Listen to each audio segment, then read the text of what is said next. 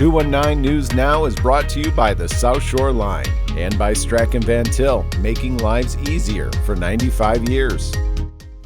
I'm Andrew Garcia, and this is your 219 News Now. The Portage Township School Board approved expanding their online school, the PACE Virtual Academy, to include middle school levels in response to families seeking a virtual option. The academy, which originally began for 9th through 12th graders, is open enrollment, and students within or outside school district boundaries can enroll, but they are not eligible for extracurricular activities. Staff at the virtual school will receive stipends for mentoring students, checking their progress, and adjusting coursework.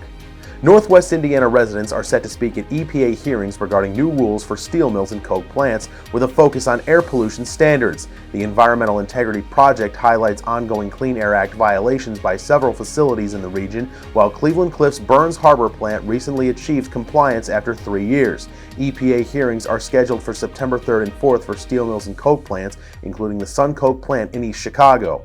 The Hammond Common Council rejected an ordinance that would have permitted and regulated golf carts on public roads in the city's Robertsdale neighborhood with a vote of 6-3. The proposed legislation would have required a $50 street use permit for operating golf carts on city streets, but faced opposition from the mayor and council members due to safety concerns and the burden it would place on law enforcement.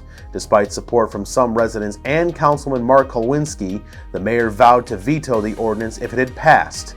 And in sports, Crown Point's Mason Darrell visited Division I Bellarmine on August 21st, receiving a scholarship offer. 3 days later, he announced his commitment to play for the Knights. Darrell becomes the second Bulldog senior in recent weeks to announce his Division I commitment, joining teammate Dikembe Shaw, who's going to UIC.